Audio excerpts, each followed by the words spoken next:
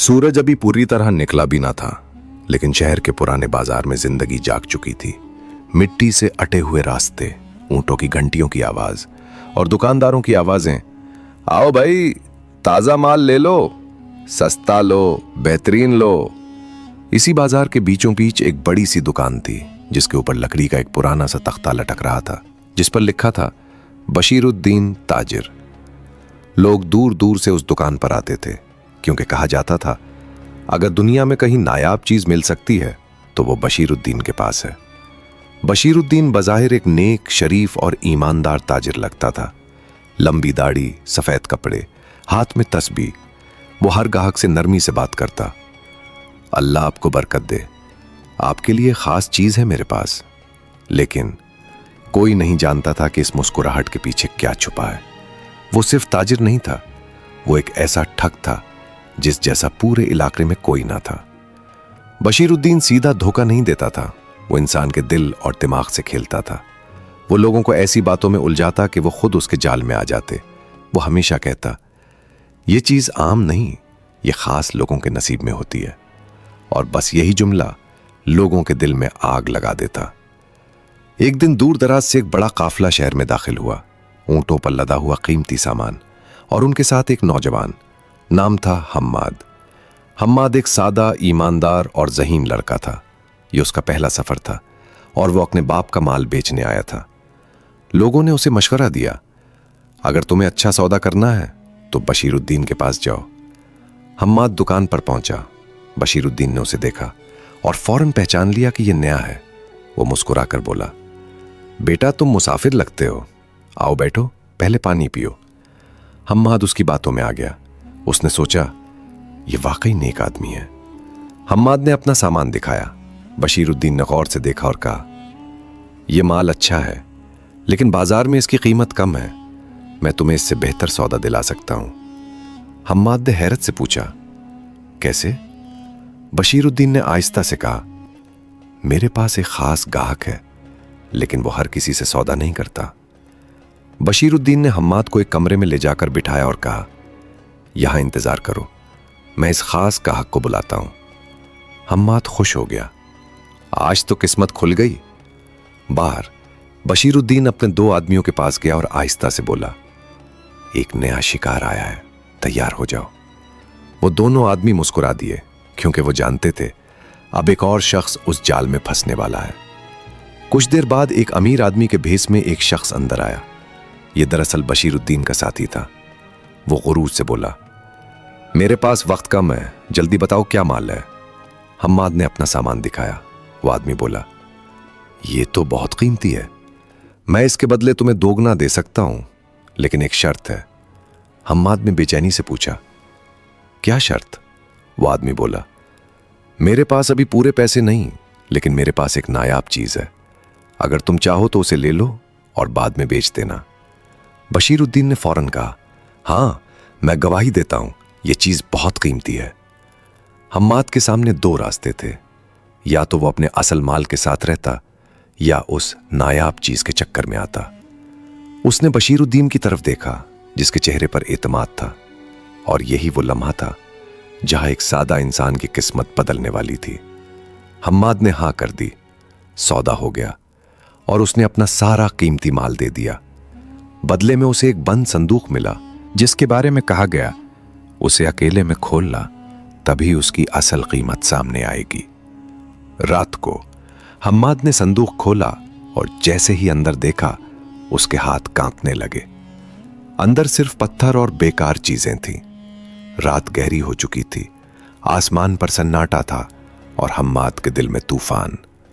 वो जमीन पर बैठा था, उसके सामने खुला हुआ संदूक और उसके अंदर पड़े बेकार पत्थर। उसकी आंखों में आंसू थे।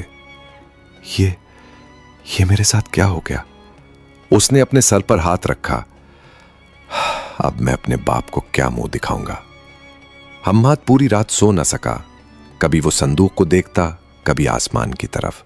उसके जहन में बार बार वो लम्हा आ रहा था जब उसने हां की थी। काश मैंने जल्दी न की होती। सूरज निकला और हम्माद ने एक फैसला कर लिया, मैं हार नहीं मानूंगा, मैं इस ठग को बेनकाब करूंगा। उसकी आंखों में अब आंसू नहीं थे, बल्कि एक अज़्म था। हम्माद सीधा बाजार पहुंचा। लोग वैसे ही खरीदो फरोख्त में मसरूफ थे और दरमियान में वही दुकान, बशीरुद्दीन ताजिर, वही मुस्कुराहट, वही मीठी बातें, जैसे कुछ हुआ ही ना हो। हम्माद गुस्से से दुकान के अंदर दाखिल हुआ। तुमने मेरे साथ धोखा किया है। लोग रुक गए, सबकी नजरें उन दोनों पर थीं। बशीरुद्दीन ने हैरान बनकर कहा, बेटा तुम क्या कह रहे हो? हम्माद ने संदूक उसके सामने फेंका। ये देखो, यही दिया था तुमने। बशीरुद्दीन ने संदूक खोला, अंदर देखा और हैरानी का ड्रामा किया। ये कैसे हो सकता है? फिर उसने लोगों की तरफ देखा। भाइयों, मैंने तो उसे कीमती चीज दी थी, शायद उसने खुद बदल दी हो। भीड़ में से आवाजें आने लगीं। हाँ, ये झूठ बोल रहा है, बशीरुद्दीन ऐसा नहीं कर सकता, ये खुद ही लालची लगता है। हम्माद हैरान रह गया। वो सच बोल रहा था, लेकिन कोई उस पर यकीन नहीं कर रहा था। हम्माद ने महसूस किया कि सीधा इल्जाम लगाने से कुछ नहीं होगा। उसने खामोशी इख्तियार की और आहिस्ता से बोला, ठीक है, अगर मैं गलत हूं तो मुझे साबित करने दो। बशीरुद्दीन ने मुस्कुराकर कहा, जरूर, हमें भी सच जानने का शौक है। लेकिन दिल में वो हंस रहा था। हम्माद ने बाजार में रहना शुरू कर दिया। वो हर रोज दुकान के पास बैठता, लोगों को देखता, उनकी बातें सुनता और आहिस्ता आहिस्ता उसे एक अजीब बात समझ आने लगी। वही लोग जो कल गाहक थे, आज दूसरे लोगों को कायल कर रहे थे। भाई, ये मौका जाया ना करो, हमने भी लिया है, बहुत फायदा हुआ। हम्माद चूक गया। ये सब एक खेल था, एक जाल, एक नेटवर्क। एक दिन हम्माद ने एक ऐसे आदमी को पकड़ा जो लोगों को दुकान की तरफ ला रहा था। हम्माद ने उसे अलग ले जाकर पूछा, सच बताओ, तुम्हें इसके बदले क्या मिलता है? वो आदमी घबरा गया। नहीं, कुछ नहीं। लेकिन जब हम्माद ने दबाव डाला तो वो टूट गया। वो आदमी बोला, हम सब उसके आदमी हैं। जो भी नया शिकार आता है, हम उसे यकीन दिलाते हैं कि सौदा सही है। हम्माद के होश उड़ गए। और बदले में हमें हिस्सा मिलता है। हम्माद ने सोचा, अगर मैंने ये राज खोल दिया तो ये लोग मुझे नहीं छोड़ेंगे। लेकिन उसने हिम्मत नहीं हारी। उसी रात जब हम्माद अपने ठिकाने पर सो रहा था, किसी ने दरवाजा खटखटाया। दरवाजा खोलो। हम्माद चूक गया। आवाज अजनबी थी। हम्माद ने आहिस्ता से दरवाजा खोला। बाहर एक बूढ़ा आदमी खड़ा था, चेहरा संजीदा, आंखों में अजीब गहराई। उसने कहा, अगर तुम वाकई सच जानना चाहते हो तो मेरे साथ चलो। हम्माद ने पूछा, तुम कौन हो? बूढ़े ने आहिस्ता से जवाब दिया, मैं भी कभी बशीरुद्दीन का शिकार था, लेकिन मैं बच निकला। रात की ठंडी हवा चल रही थी। बाजार के शोर के बरक्स गलियां सुनसान थीं। हम्माद उस बूढ़े आदमी के पीछे पीछे चल रहा था, दिल में कई सवाल और दिमाग में एक ही नाम, बशीरुद्दीन। बूढ़ा आदमी उसे शहर के एक वीरान हिस्से में ले आया, जहां टूटी हुई दीवारें और पुराने मकान थे। वो एक खस्ता हाल दरवाजे के सामने रुका और आहिस्ता से बोला, यहां से असल कहानी शुरू होती है। दरवाजा खुला और दोनों अंदर दाखिल हो गए। अंदर एक छोटा सा कमरा था। दीवारों पर पुराने कागजात लटके हुए थे और एक कोने में चंद संदूक रखे थे। हम्माद ने हैरानी से पूछा, ये सब क्या है? बूढ़े ने गहरी सांस ली और बोला, ये उन लोगों की कहानियां हैं जो बशीरुद्दीन के हाथों बर्बाद हुए। बूढ़े ने एक संदूक खोला। उसमें पुराने कपड़े, चंद सुक्के और एक खत था। ये एक ताजिर का था जो अपनी सारी दौलत हार गया। फिर दूसरा संदूक खोला। ये एक किसान का है जिसने जमीन बेचकर सौदा किया था। हम्माद का दिल कांपने लगा। यह सिर्फ एक धोखा नहीं था, यह तो कई जिंदगियों की तबाही थी। हम्माद ने पूछा, लेकिन वो ये सब कैसे करता है? लोग उस पर यकीन क्यों करते हैं? बूढ़ा हल्का सा मुस्कुराया, क्योंकि वो सिर्फ माल नहीं बेचता, वो उम्मीद बेचता है। हम्माद चूक गया। बूढ़े ने आहिस्ता से कहा, वो हर नए शिकार को एक ख्वाब दिखाता है, ज्यादा कमाने का, जल्दी अमीर होने का, खास बनने का, और फिर उस ख्वाब के बदले उनसे सब कुछ ले लेता है। हम्माद ने पूछा, और वो लोग जो उसके लिए काम करते हैं?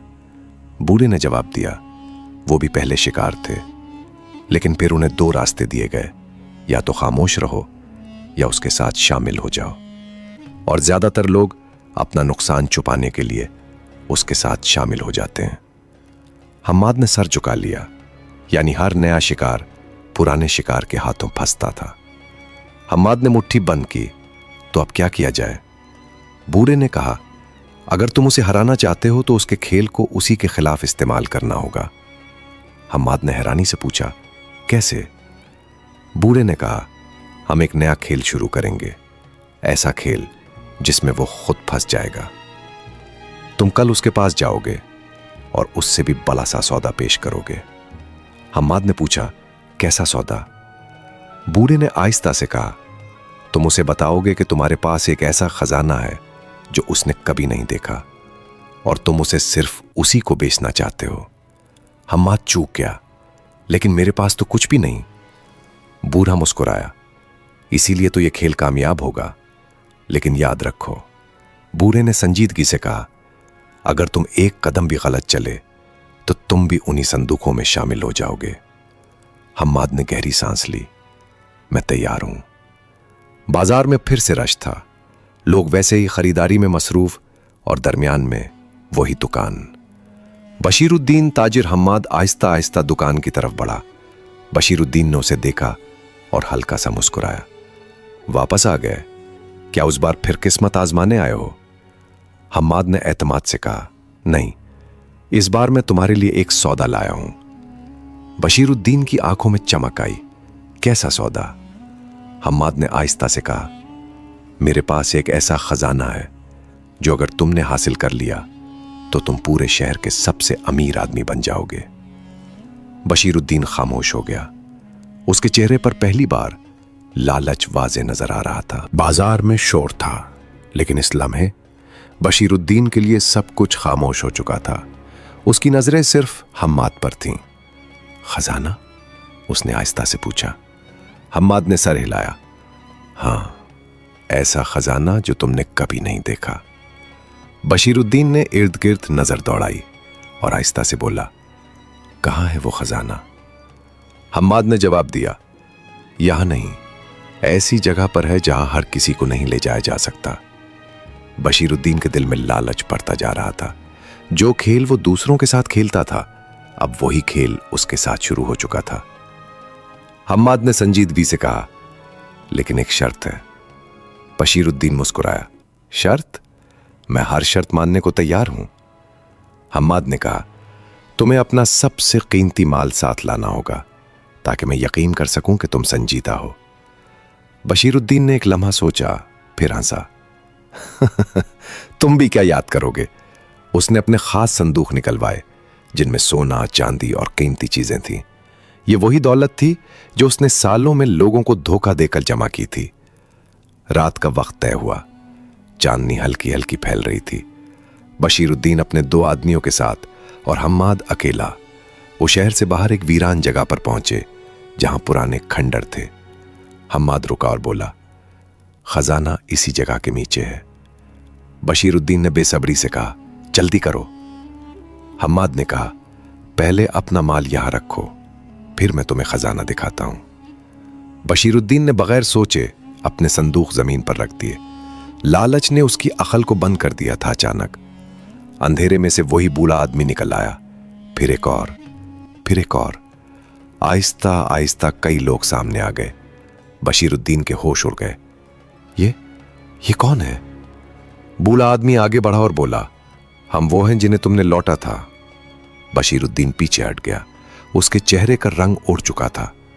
हम्माद ने कहा, आज तुम्हारे साथ वही होगा जो तुम दूसरों के साथ करते आए हो। लोगों ने उसके संदूक उठा लिए, वही दौलत जो उसने धोखे से कमाई थी। बशीरुद्दीन घुटनों के बिल गिर गया। मुझे माफ कर दो, मैं सब वापस कर दूंगा। लेकिन अब देर हो चुकी थी। बूढ़े आदमी ने कहा, तुमने हमें उम्मीद देकर लौटा था, आज हम तुमसे वही उम्मीद छीन रहे हैं। और फिर वो सब लोग चले गए। बशीरुद्दीन अकेला रह गया, खाली हाथ, टूटा हुआ, बेबस। बाजार में एक नई खबर फैली, बशीरुद्दीन की दुकान बंद हो गई। लोग हैरान थे, लेकिन कुछ लोग मुस्कुरा रहे थे, क्योंकि आखिरकार सच सामने आ चुका था। लालच इंसान को अंधा कर देता है और जो शख्स दूसरों को धोखा देता है वो एक दिन खुद भी इसी धोखे का शिकार बन जाता है। सच वक्ती तौर पर छुप सकता है लेकिन हमेशा के लिए नहीं। अगर इस कहानी ने आपको कुछ सोचने पर मजबूर किया है तो एक लाइक जरूर बनता है।